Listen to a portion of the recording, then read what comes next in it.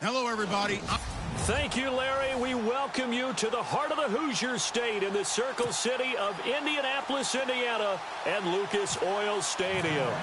Today, we've got a matchup here in pivotal Week 7 between the Jacksonville Jaguars and the Indianapolis Colts. This fielded a few yards into the end zone. And all that worked, but he stopped where he ultimately would have been, and he's simply taken a knee, and that's the 25-yard line.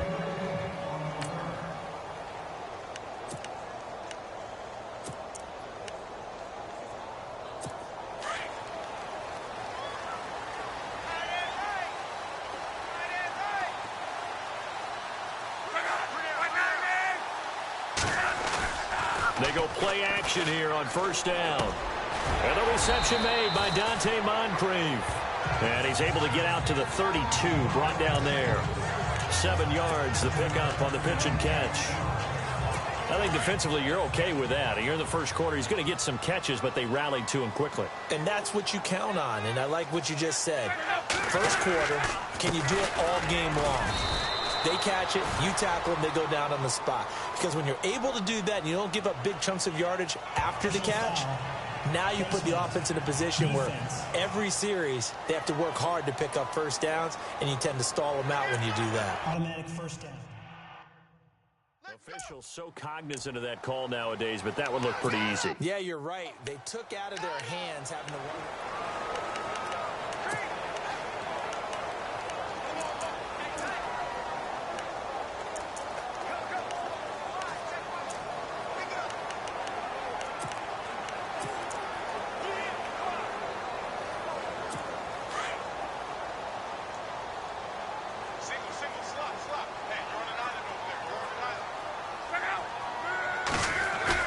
From the 50, it's Luck. Under pressure, and down he goes. Luck is sacked. Blair Brown in there to record the second sack of his young NFL career. Well, that play was the very definition of fast, quick, and in a hurry. Suddenly, he was there. Yeah, blink of an eye. That happened fast and a big sack.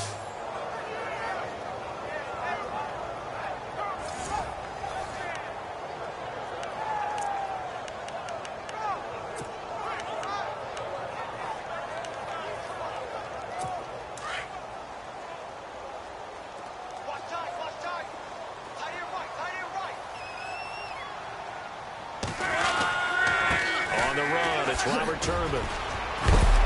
And he'll get it into enemy territory just across midfield at the 49. It'll be a pickup of 10 yards. And that'll bring up a third down. Well, it looks like they caught him off guard on second and very long by running the football. All right, we always talk about tendency breakers and counters and doing things opposite the grain, and that worked very well for him. Picked up really nice yardage, but they still have a lot of work to do on third down. Throwing on third down, Luck. And he's got his man out of the backfield. That's complete.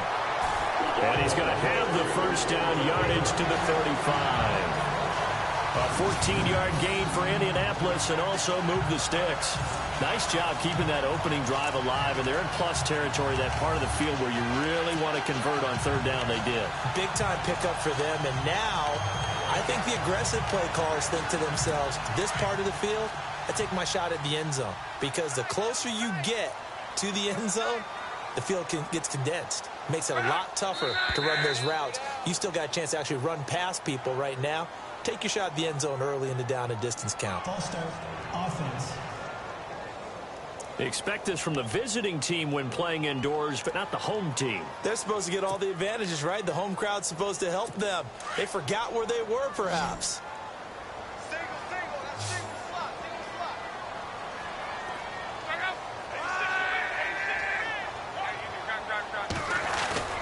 Now a play fake here on first down.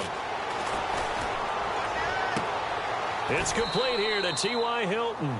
And he gets this down inside the 35 before going out of bounds. 7 yards, the pickup on the pitch and catch. Never make the mistake that the slot receivers, especially the little guys like we're watching here, are just quicker than fast. A lot of them combine quickness and speed, and they catch a lot of footballs, as we just saw there. To throw on second down is Luck. And he'll be out of bounds, able to get it down to the 25 there. The reception good for 7. It's 3rd down. I don't think it's a surprise they're throwing the football early. We expected that. They told us they were going to come out firing, but 4 for 4 on the opening drive. They like that. They don't just like it. They love it because now everyone gets locked in. Your confidence jumps up. Everyone's easy about what they're doing out there. And by the way, they're looking at the sideline thinking to themselves and expressing, let's keep throwing it. We're doing pretty well. They'll be marked inches short. No gain on the play, and that's going to lead them to 4th down.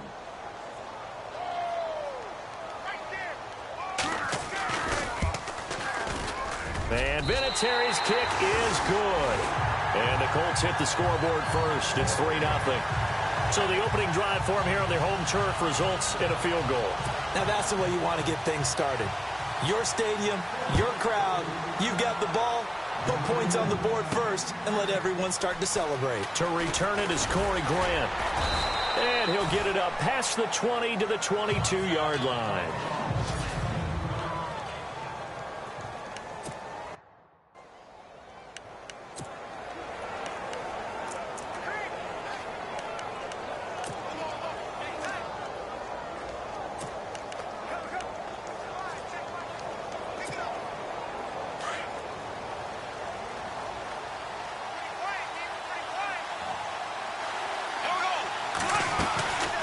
Now the rookie first-rounder from LSU, it's Leonard Fournette. Tough running, but not a lot to show for it. They stop him shy of the 25.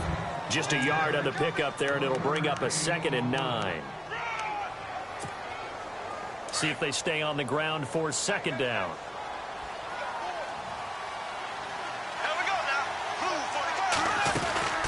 Again, it's Fournette, and he will lose yardage on the play. Back at his own 19-yard line. It's a loss of 4. Now 3rd down. Well, that play was doomed right from the start. They just about ran into every defender on that one, didn't he? It felt like everyone got a piece of that tackle.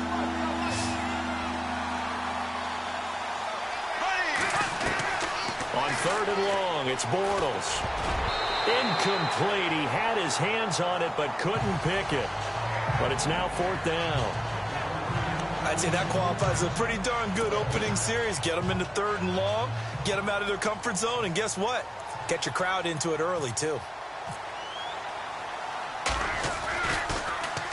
They only punted twice in the win last week as he gets this one away. 51 yards on the punt there. And the Colts will go on offense here, 1st and 10. And now Indianapolis set to take the field. And they're not going to play this conservative, I don't think. They had the field goal last time, and they're up, but they're looking to put a drive in the end zone. Oh, I agree with you totally. No one goes out on the field and says, all right, let's just settle for 3, except in certain situations, trying to ice a game, that sort of deal. Most of the time, it's end zone, and that's what you're thinking, and I believe that's exactly what they're thinking as they begin this one. Yeah, no quarterback ever goes out there saying, hey, let's get 3, right? Not one that I've ever met. That's what we're used to seeing from him right there. Plays like that, why he's number 4 in the league in terms of receiving yardage. Able to make adjustments all along the way. Doesn't matter where he lines up, where he releases from. Working his way into the secondary. Figures out defenses and finds weak spots in order to get open. Give him 3 on 1st down. It'll set up a 2nd and 7. And after the play on the ground, that brings up 2nd down here.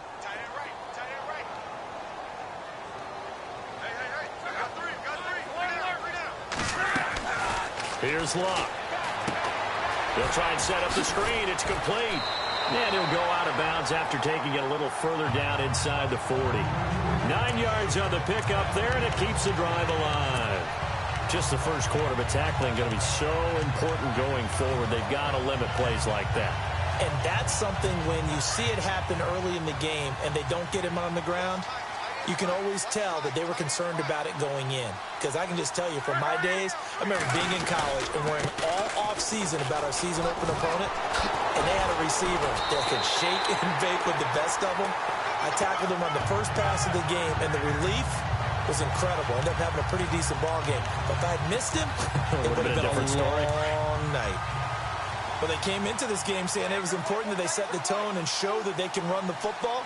I believe that they've done that here in the first quarter. Now Luck. And he's going to go down here, a sack. They push him back to the 34. Dante Fowler in there to drop him for his 5th sack of the year.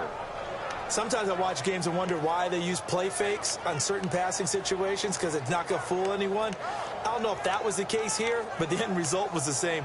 No one fooled. The quarterback was hit. Looking to jam the receivers at the line here. Press coverage look defensively. They'll run it now out of the gun. And he'll get it down this time to the 17. It'll be a gain of 15 on the play. And they're going to face a 3rd down. Getting the sense, Charles, they're going to put a big emphasis this afternoon on the run game. And why not? What we're seeing so far, working pretty well from them. And here's the best part. We always talk about the best performers do their job when the lights come on. I think he likes natural light best. Now the first carry here for Frank Gore. And he'll get this one down to about the 17. He needed 2, he got 1, and that's going to leave him with 4th down and a yard. Well, they picked up a portion of it, but not all that they needed. Now that leads to a decision on 4th and 1. Let's see what they decide to do. And Vinatieri's kick is good. And that'll make it 6-0 here in the first. So that scores now on their first 2 possessions, but it's 6-0. Probably not the kind of scores they were hoping for. No, not at all, but I think that they've shown that they can have some success against this defense. So they'll go back to the sideline knowing the points are going to be there for the taking. Out comes the Jaguar offense now as they get set to take over. And the first drive, 3 and out. Second possession, see if they can get a little momentum. And oftentimes that first drive is just a feeling out process. You have some plays that you've got called and you want to see how the defense reacts. It may not go terrific on the first one. Now they're ready to go. They've kind of got a look at them, got a sense. Let's see if they open things up a little bit. See if they open things up. Let's see what the defense does here, too, after a good stop.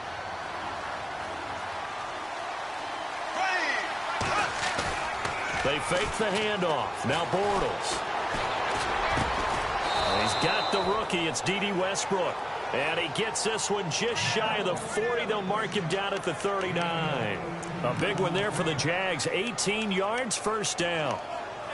Looked like the defense put pretty good pressure on him, but he's able to flush out to his right to try and evade people. On the run, had to get on his horse. Still accurately throws a nice pass for a first down. On 1st and 10, here's Bortles. And his throw's going to be incomplete. This team is not going to make it easy for you. They're a physical group, and we just saw it there on that play. It came in, made the contact, just as he's trying to haul it in. Back to the air on 2nd down. It's Bortles. Gets that to the rookie, Leonard Fournette. First down, Jacksonville. The passing game looking sharp on this drive for the Jags. We always talk about having to read defenses and how complicated that is. Well, this was an excellent read. Read the pressure and got rid of the football. Alongside the former defensive back Charles Davis, I'm Brandon Gaudin. It's Jaguar football as we begin quarter number 2. And they're on the move here. They've got it 1st and 10. Now Bortles again. Escaping the pressure right. He'll get this over to Westbrook. It's complete. And he'll be taken down, but not before getting this inside the 30. Chewing up big yardage. Another nice gain there. This one goes for 20. Sometimes it's designed, and sometimes you just have to know when to leave the pocket and move and make something happen. And on that play, he was able to get on the run and was still accurate throwing the football. Bortles now on 1st down. Steps away to his left. And he will get this into the end zone for a Jaguar touchdown. Mercedes Lewis, his 2nd touchdown on the season. And the Jaguars are an extra point away from taking the lead. Boy, it's nice to have that big, reliable target you can go to. Each and every time. A lot of people see that position as a fallback. Throw it to them when all else fails. Not at all. This guy can make plays, and that's exactly what he just did. Yeah, play here for a touchdown. This fielded a few yards into the end zone. And he won't return this one. He'll go down to a knee, and they'll start at the 25. A look at the running back, the man out of the backfield as he gears up to go again. He's been good. They've utilized him well, but they're losing here in the second quarter. What might they change offensively? I think that what you try and do is expand how you get the ball to him a little bit. Get him out in open space, maybe swing the ball to him. What's that they used to call it in the West Coast offense, the long handoff? Yeah. Serve as your running play that way, as well as continue to feed him the football. Some of these runs now may pop bigger later in the game because of the effects of running it. Sometimes people, after a while, they don't want to tackle him anymore, or they get tired, or they get out of position, or he runs through tackles. Continue to feed him the ball. He's having that kind of game. Yeah, might they get him the ball in some space in some different ways here. They'll run it now out of the gun. He'll be dropped at the 30. A shifty move got him a couple extra on the play. Give him 5 on the carry there, and it'll set up a 3rd down. That second down play call was not to pick up the first down. It was to accomplish what they did, to get them into a manageable 3rd down, because they had incompletion on first down, so they were behind the sticks, so to speak. They needed to make up some ground, and they did.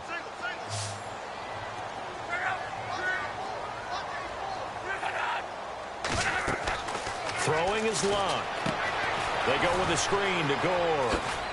And he's going to have the first down at about the 38. It goes as a gain of 8 that moves the chains. Let's give a little credit there. The offensive play caller sensed that the screen pass was available. Whenever you're getting a lot of heavy pressure towards your quarterback, that's when you're thinking about running the screen and using that pressure against the defense. And it worked very well there for a first down. A gain of 6 there on first. When you decide to run a hitch route, it really helps to have a guy who can turn it loose. And, boy, he rifled one in there on that one. Not much run after catch, but it worked really well.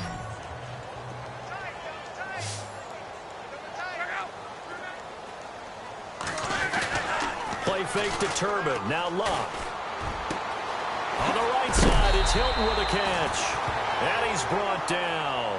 The passing game for the Colts finding its stride, another first down. And now the passing game here in the second quarter starting to heat up a little bit.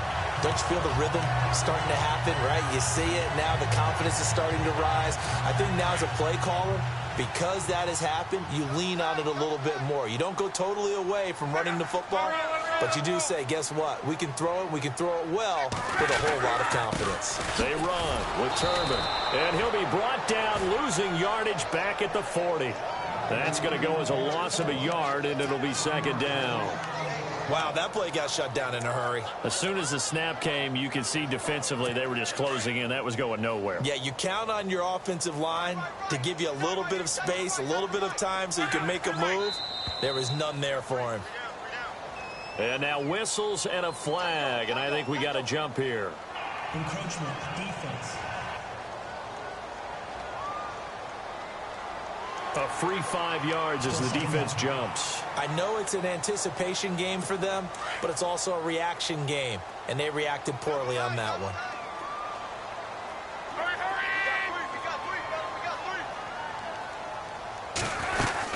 They'll run again here with Turbin. And now running right through it. Finding room to the 20. Touchdown, Indianapolis. Robert Turbin, his second touchdown on the season. And the Colts are in for 6. Well, partner, that was another explosive run, and one thing I've learned in our time in this game, yes, the offensive line has to get a lot of credit, but for big runs to occur, the wide receivers have to block well downfield. And then you have to have a good guy carrying the ball too, right? Oh, without a doubt. You need that difference maker lugging the rock. Defense. Well, we looked at each other right away. We knew that flag was coming out. And I always enjoy the conversation post, because officials always tell you, I don't want to throw the flag, but you caused the play. You did it. I had to. A reminder.